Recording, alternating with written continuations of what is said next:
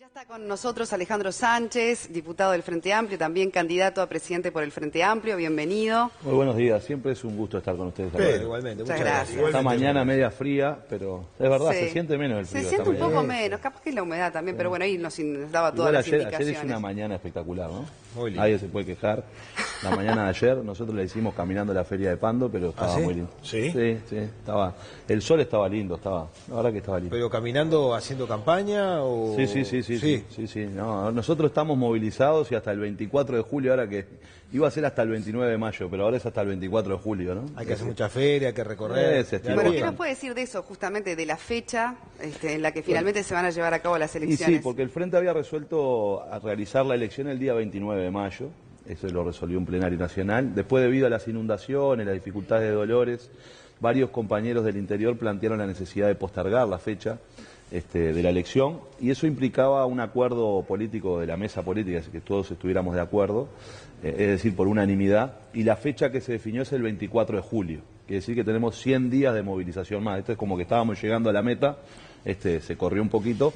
Igual me parece que es interesante esto porque nos va a permitir tener más tiempo para hablar con los Frente Amplistas, que de hecho me parece que es parte de lo que estamos haciendo. Lo que pasa es que el Frente Amplio siente que está haciendo algo muy excepcional porque está muy desmovilizado. Yo creo que esta situación de que los dirigentes del Frente Amplio estén en contacto con los comités de base, vayan a discutir a los barrios, se junten con la gente, salgan a la feria a hablar, me parece que debería ser una actitud permanente y no solo de las campañas electorales. Yo quiero un Frente Amplio que esté todo el tiempo haciendo estas cosas, ¿no? Hablando, conversando con la gente, porque si uno quiere representar a la sociedad, no basta con que haya sido electo con el voto popular. Para representar a la sociedad, por supuesto, tiene que ser electo con el voto popular, pero también tiene que estar cerca de la gente, escuchando cuáles son sus críticas, cuáles son sus miradas sobre lo que está sucediendo y cuáles son los problemas. ¿Y qué viene transmitiendo el pueblo Frente Amplista en tus recorridas? Bueno, los Frente Amplistas en principio se sienten muchas veces no contenidos en las definiciones del Frente Amplio, ¿no? Acá hay una realidad. Yo defino el Frente Amplio a partir de lo que van transmitiendo algunos compañeros como un sentimiento. Los Frente Amplistas tienen como un sentimiento de ajeneidad.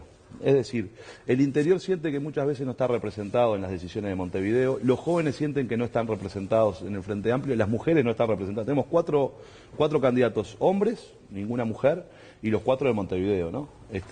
Muchas veces los Frente Amplistas sienten que los dirigentes están muy poco relacionados con la base del Frente. El Frente Amplio siente que el gobierno no lo escucha, muchas veces, y el gobierno siente que el Frente Amplio no lo defiende todo lo que debería hacerlo, ¿no? Entonces me parece que esa es la situación que tiene el Frente Amplio hoy, ¿no? Que es una situación que tiene que cambiar. Tiene que cambiar radicalmente, es decir, nosotros precisamos un Frente Amplio que salga del local central de Colonia y Ejido, precisamos un Frente Amplio que deje de ser metropolitano y que pase a ser un partido con carácter nacional, que le importe mucho más estar en contacto con la gente que estar encerrado en sus locales, que se organice justamente para trabajar de cara a la gente y a la sociedad, y en definitiva, siendo el partido de gobierno, que tenga la capacidad de articular las demandas de la sociedad, porque eso es lo que tiene que hacer un partido político. Muy interesante lo que recién decías, el vínculo que hay entre el gobierno y el partido Frente Amplio. El gobierno surge del Frente Amplio, acceden los gobernantes que tenemos por el voto de los Frente Amplistas. ¿Por qué es que se llega a esto de esta situación de que hay pueblos que cada vez se están alejando más? Si estamos hablando de que es el partido de gobierno. Yo lo que creo es que muchas veces, primero, quien gobierna es el Consejo de Ministros y no la mesa política. Y a veces estas cosas se confunden, ¿no? Entonces a veces hay compañeros y compañeras que piensan que el Frente Amplio lo que tiene que hacer es ser la auditoría del gobierno. Y el Frente Amplio es el partido político de gobierno, no tiene que ser la auditoría del gobierno. Quien tiene que desarrollar las políticas públicas es el Consejo de Ministros. El Frente Amplio tiene que tener la posibilidad de poder construir un relato sobre las cosas que estamos haciendo en el gobierno, tener un intercambio con el gobierno, marcarle los errores que crea que el gobierno está cometiendo, porque si el Frente Amplio logra representar a la sociedad, esto es, se vincula con el movimiento social, se vincula con la gente y de alguna manera genera ese intercambio, uno puede ver, bueno, mirá, tal política o tal cosa que se está llevando adelante no está cumpliendo con el efecto porque la gente no lo está sintiendo así. Pero si el gobierno comete errores, los comete el Frente Amplio. Por supuesto. Nosotros somos el gobierno. Por eso. ¿No? Pero el problema es que la función del partido político no es la de desarrollar políticas públicas. Esa función la tienen los compañeros que están en los ministerios. Claro. Y la tienen que llevar adelante y están los parlamentarios para aprobar las leyes. Y el partido político lo que tiene que hacer es articular las demandas de la sociedad discutir con la sociedad y discutir también y articular en la interna del Frente Amplio para componer justamente un elenco que tenga la capacidad de generar las condiciones de darle las mayorías al gobierno, porque el Frente Amplio tiene que votarle los proyectos de ley que implican las herramientas para que el Poder Ejecutivo gestione. Ahora, Sánchez, cuando se elabora un programa de gobierno, se elabora, por supuesto, con una perspectiva de 5 años, pero hay cosas en el medio que pueden ir cambiando. ¿Por qué hay sectores que están tan aferrados a que hay que hacer sí o sí lo que dice el programa, cuando en realidad, en el día a día, puede surgir otro, hay que pegar volantazos porque la coyuntura sí lo pide? A mí un funcionario del Ministerio, no era del Ministerio, un funcionario del Banco de la República me decía que el material más resistente en el mundo es el papel, porque en el papel funciona todo. Uno lo pone en el papel y es maravilloso. El problema después hay que llevarlo a la práctica. Y ahí cuando uno se enfrenta a la realidad y surgen cosas que no eran esperadas, surgen otras cuestiones. ¿Quién previó la situación de crisis política y crisis económica que está atravesando Brasil hoy? Nadie la podía prever. Y hoy tenemos una situación muy compleja que afecta directamente las posibilidades que tiene el país porque Brasil es uno de los socios comerciales más importantes del Uruguay. ¿Quién podría prever que el 90% de la soja no lo pudiéramos levantar porque tuvimos un evento climático que generó que solo el 10% de la cosecha de soja lo pudiéramos? Eso van a ser menos exportaciones del Uruguay, va a significar menos trabajo del Uruguay. ¿Quién podría prever la situación de las infraestructuras que tiene el Uruguay hoy que han sido tensionadas fuertemente por el evento climático, ¿no? O lo de Dolores. Es decir, uno hace un programa que es una guía. Es una guía de qué cosas quiere realizar en un periodo de gobierno de 5 años, ¿no? Es decir, cuál es el objetivo que uno tiene. Ahora, uno no puede aferrarse a eso como si eso fuera una Biblia que tiene la verdad revelada. En realidad lo que es un programa son las intenciones políticas de cumplir determinados objetivos. Las medidas y los instrumentos y las herramientas para cumplir esos objetivos serán producto de la discusión y de la confrontación de esas ideas que yo tengo con la realidad. Entonces yo creo que lo que tiene que hacer el Frente Amplio es velar porque los grandes lineamientos estratégicos, es decir, hacia dónde queremos ir, qué país queremos construir, qué país queremos tener y qué sociedad queremos tener en el futuro, estén de alguna manera, no se modifiquen, porque si no sería traicionar a la gente, ¿no? Le propusimos un programa de gobierno, es decir, le propusimos determinadas intenciones.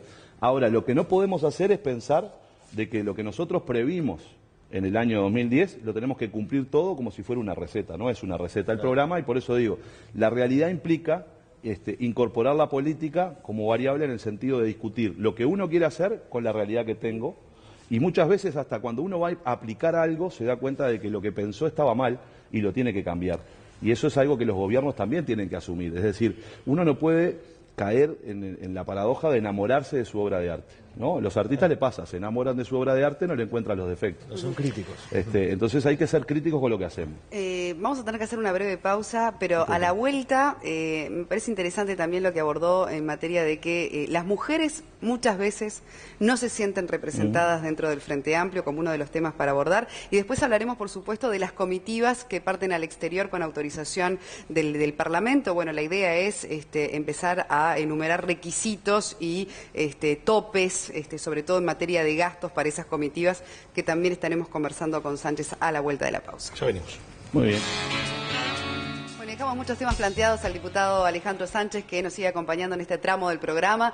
Sánchez le decía a propósito también de algo que usted mismo afirmaba, las mujeres no se sienten representadas en el Frente Amplio, y usted mismo decía, los candidatos a esta presidencia no incluyen ninguna candidata mujer. En ese sentido, a propósito del error estratégico quizás planteado en los tiempos actuales, ¿no? Sí, a ver, yo creo que hay varias cosas. Yo cuando digo que hay un sentimiento de no sentirse representado, incluso se genera esta paradoja donde es una de las fuerzas políticas que más ha impulsado la agenda de género a nivel institucional, con aprobación de leyes, con generación de políticas en este sentido, pero después hemos tenido una enorme dificultad de interiorizar dentro de la fuerza política Frente Amplio ese tipo de postulados y de propuestas. Esto es, en el Frente Amplio no existe paridad de género y está claro que hoy tenemos solo 4 varones y no fuimos capaces de construir una candidatura a 2 o 3 mujeres para que fueran candidatas a la presidencia. Y eso manifiesta uno de los problemas que tiene el Frente Amplio, que es parte de la sociedad. ¿Pero a qué le atribuye exactamente que la causa? No tuvimos la capacidad, porque a ver, acá hay 2 hechos, ¿no? Primero, porque las mujeres están. Sí, entonces, ¿a qué le atribuye? Es que muchas veces tenemos una cultura y una actitud machista que cuando hay que elegir compañeras para lugares de representación en el Frente Amplio, sea en los parlamentos, sea en las direcciones, optamos por votar hombres. y por elegir hombres. Y entonces, esto implica cambiar parte de nuestra cultura y las formas que tenemos de resolver, y eso implica tener dispositivos que permitan justamente que las mujeres accedan a lugares de representación y accedan a lugares de dirección mucho más fuertes, ¿no? Acá Porque el plenario no habilitó una candidatura a una mujer. Sí, porque... sí, el plenario no la habilitó y tomó el argumento de que había llegado después, ¿verdad? Esa candidatura después que resolvió el plenario. Pero independientemente, yo firmé por la candidatura de Beatriz Ramírez, pero además emití una carta diciendo, bueno, lo que nos está sucediendo es la manifestación de un problema que tenemos. No nos quedemos solo con el episodio de Beatriz o los pormenores de cómo se presentó esa candidatura, sino démonos cuenta de que eso es la manifestación de un problema que tiene el Frente Amplio y que lo que tiene que hacer es cambiar. Y por eso nos propusimos tener una política, primero de paridad de género en la dirección del Frente Amplio, promover la paridad de género en la dirección del Frente Amplio y generar una serie de dispositivos para permitir la promoción de mujeres. Esta es una de las discusiones que tiene la sociedad uruguaya, ¿no? Porque yo lo quiero decir con todas las palabras.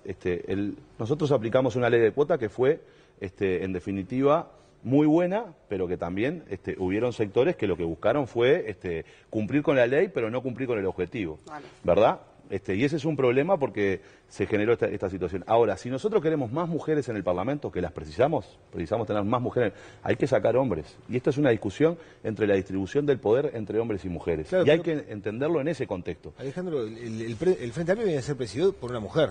Sí, también. Xavier. En las últimas elecciones municipales competían 2 mujeres y un hombre, por Montevideo, por el Frente Amplio. En la anterior gestión municipal había una intendenta mujer del Frente Amplio, otra en Artigas. En el gabinete hay unas cuantas mujeres elegidas por el presidente para ocupar distintas carteras.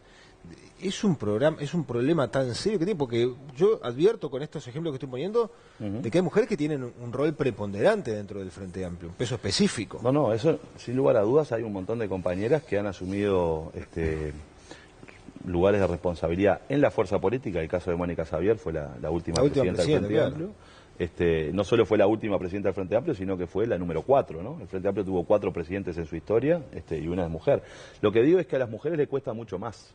Y lo que hay que hacer es generar instrumentos para facilitar esa situación, porque hay muchas más mujeres que no pueden acceder a esos lugares. Y es mucho más difícil para las mujeres acceder a los lugares de representación. Hoy la bancada del Frente Amplio tiene 50 diputados, ¿verdad? Y entre los 50 diputados no llega a haber 12 mujeres. Entonces me parece que ahí está la dificultad. O sea, cuando yo digo que es la manifestación de un problema, no digo que no haya existido políticas. Y cuando digo que hay un sentimiento de no sentirse representado, no digo que el Frente Amplio no haya tenido propuestas. De hecho, el Frente Amplio en el gobierno ha desarrollado una agenda muy importante que tiene que ver con las políticas de equidad de género, ¿no? En lo que tiene que ver con los derechos de la mujer, legalización del aborto, regularización de esa situación, políticas activas para promover la participación de las mujeres. Ahora, de todas maneras, igual las mujeres en esta sociedad, que es una sociedad que continúa siendo machista y que forma parte de los combates que tenemos que dar para resolver estos problemas, las mujeres tienen enormes dificultades para acceder a los mismos trabajos, a los mismos salarios. Es decir, hay una cantidad de dificultades y siguen estando asignadas a un rol de cuidados, ¿verdad? A la hora de la distribución de los roles de pareja, son las mujeres las que asumen las tareas de cuidado, ¿verdad? Porque se les asigna ese rol. Entonces me parece que ahí hay un trabajo muy fuerte, que tiene que haber expresiones de parte de la fuerza política y que se está planteando la necesidad de poner sobre la mesa la necesidad de que exista paridad de género siempre que nos presentemos. Por ejemplo, podríamos, en vez de tener solo 4 hombres, tener algunas mujeres, que hay mujeres en el Frente Amplio en condiciones y con capacidad para ser candidatas del Frente Amplio a la presidencia. Creo que ese es el problema, digamos. Es un problema de que si nosotros no generamos instrumentos y mecanismos que permitan esas cosas, se generan estas dificultades. Yo creo que nosotros ahora nos vamos a meter en el tema de los viajes, ¿no? De las comitivas oficiales. ¿Qué problema? No, a ver, pero antes de comenzar a analizar casos específicos, a mí me gustaría que expliques cómo es el procedimiento a la hora de aprobar un viaje con una comitiva parlamentaria, en este caso una comitiva oficial. ¿Se pone a consideración de las cámaras el viaje con un presupuesto aprobado o después que se viene se debe rendir cuentas de lo que se gastó? ¿Cómo es el procedimiento antes de entrar en casos puntuales? Bien, hay varios procedimientos. Lo que nosotros tenemos que primero ver es lo siguiente. El Parlamento uruguayo participa en 3 ámbitos internacionales, institucionalmente, ¿verdad? En el Parlasur, que tiene sede en Montevideo, donde tenemos una delegación permanente del Parlamento uruguayo allí. en el Parlamento Latinoamericano y Caribeño, el Parlatino, donde tiene sede en Panamá, y generalmente hace una reunión en Panamá y una reunión en otro país, muchas veces son en Uruguay, va rotando, donde también el Uruguay tiene una delegación que participa allí, y en la UIP, que es la Unión Internacional de Parlamentarios, ¿no? En esos tres organismos el Parlamento uruguayo está integrado, participa de ellos, tiene determinada representación, es decir, en función de los criterios que tienen esas instituciones, cuántos lugares o cuántos votos tiene el Uruguay, ¿verdad? En el caso de la OIP son 7 los votos que tiene el Uruguay, en el caso del Parlatino son 16, 16 en el caso del Parlasur también y 12 en el caso del Parlatino. Entonces, el Uruguay tiene que participar de esas reuniones, que son reuniones de trabajo, donde generalmente no es que uno consiga un acuerdo comercial para el Uruguay cuando va a una reunión de parlamentarios internacionales. Esto es como ir a un congreso en donde uno lo que hace es, de alguna manera, intercambiar experiencias con sus pares. Y eso le puede permitir ver, bueno, cómo se legisló tal tema en tal país de tal manera. Entonces eso le permite traer ideas nuevas a los parlamentarios y está bien que el Uruguay esté representado ahí. Y ese procedimiento es un procedimiento donde las delegaciones esas están fijas, es decir, fueron designados diferentes legisladores en función de cuántos legisladores del Frente Amplio, cuántos legisladores del Partido Nacional y cuántos legisladores del Partido Colorado o Partido Independiente, que son los que tienen representación en estos espacios, y se va. Y esas son convocatorias que llegan institucionalmente a la Cámara y a la Cámara de Senadores, y se habilita el viaje luego que se tiene que oficializar el viaje. La Cámara no resuelve, la Cámara en su conjunto, esto lo resuelven los presidentes de la Cámara, no resuelve la licitación, cómo se compran los pasajes, dónde se compran los pasajes, qué hoteles ¿Y cuánta gente viaja? Y cuánta gente viaja es responsabilidad también de los presidentes. Es decir, bien, ¿y en quién realidad aprueba lo que entonces esta delegación que parte a Zambia, que tiene un gasto en total de $120.000 e incluso $2.000 por haber cambiado la fecha del pasaje, de sobrecosto, habitaciones de lujo? Digamos, ¿quién resuelve eso? ¿Quién firma la autorización para lo que fue, bueno, en este caso, la última delegación tan polémica a Zambia, y además con qué resultado, ¿no? ¿Para qué fin exactamente se gastó todo eso? Bueno, varias cosas. Primero, la delegación a la OIP, ya le digo, es de 7 miembros. La delegación que fue ahora a Zambia era de muchas más personas. Sí, porque fueron 7 legisladores, el vicepresidente, 6 funcionarios. El presidente de la Cámara de Diputados.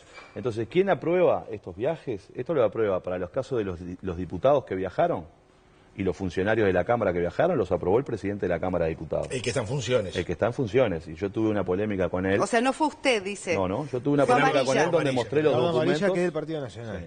Donde yo tuve una polémica con él donde mostré los documentos del expediente, en donde el día 2 de marzo el señor presidente Gerardo Amarilla oficializa el viaje, designa a los funcionarios y los legisladores que van a ir y paga los viáticos correspondientes. Es decir, esa es una de las funciones que tienen los presidentes de la Cámara. Es más, los presidentes de Cámara tienen otras funciones que van más allá incluso de los organismos internacionales. Hay legisladores que a veces son invitados por instituciones públicas o privadas a participar, a dar conferencias, y es el presidente el que resuelve si viajan o no. Entonces, y además los presidentes de la Cámara pueden resolver si ellos van al viaje o no. Esa es responsabilidad del presidente de la Cámara. Por ejemplo, yo no fui noticia, pero yo no fui a ninguna misión oficial durante todo mi año de presidencia, ¿no? Salí 2 veces al país que no los pagó el Parlamento, por una actividad privada de discusión de partidos de izquierda en Ecuador, que no lo pagó el Parlamento, y como veedor internacional en las elecciones de Venezuela, que tampoco pagó el pasaje el Parlamento. Pero digo, cuando se hospedan en estos hoteles de lujo, que es después lo que enerva, ¿no?, a la gente y demás, ¿quién decide, por ejemplo, ese costo en hospedaje? ¿Dónde? ¿Quién es el responsable o los responsables de la organización de la delegación?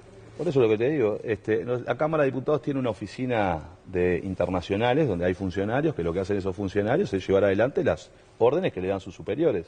Y esto es, hay que ir a Zambia, hay que comprar los pasajes para ir a Zambia, se define comprar esos pasajes, se definen los criterios de si los pasajes tienen que ser de clase económica o primera clase, y luego se define qué hotel se reserva.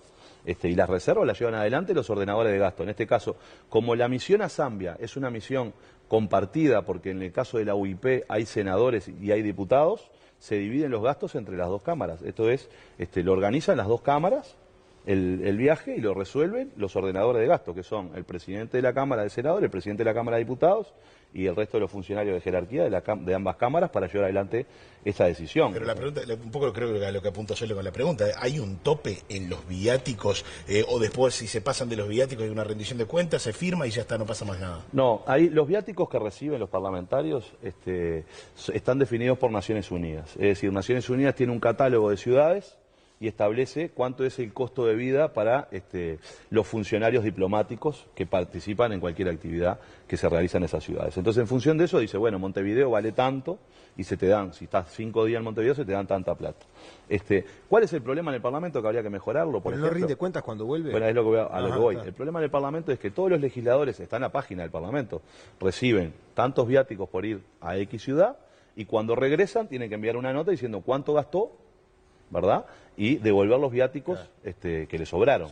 Entonces uno lo que encuentra ahí muchas veces es que tenemos parlamentarios que gastan mucho y parlamentarios que gastan poco. Entonces ahí hay que empezar a trabajar justamente en aspectos legislativos que, por ejemplo, los parlamentarios no tienen por qué traer las boletas de sus gastos. Yo creo que deberían traerlas. Pero es que es parte de la rendición deberían. de cuentas. Bueno, ¿cómo pero eso no Deberían existe ser hoy. rendiciones públicas, quizás. Deberían ser rendiciones Es que públicas. son rendiciones públicas. Si uno entra a la página del Parlamento sabe a dónde viajó cada uno de los legisladores, cuántos viáticos recibió y cuánto gastó. Y ahí se va a encontrar que hay legisladores, no, eso no lo sabe ahora en el Parlamento, Bueno, pero habría que agregarlo. pero debería agregarlo.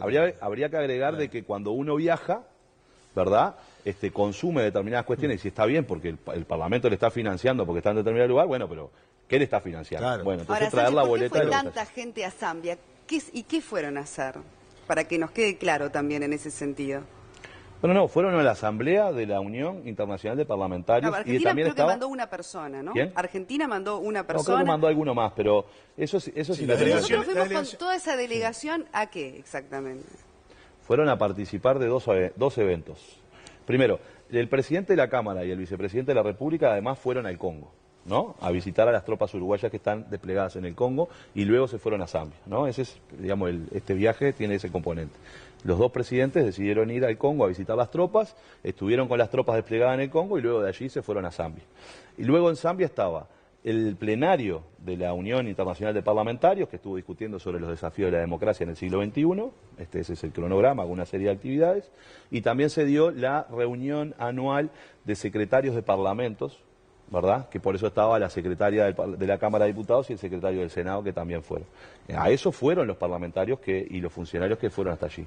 Yo lo he dicho públicamente y me ha traído mis problemas, que para mí el problema acá es que la delegación fue demasiado grande. Ahí hay mucha gente que fue en esa delegación que no tenía que haber ido. Yo defiendo que el Parlamento uruguayo integre organismos internacionales. Lo que tiene que hacerlo con delegaciones un poco más medidas.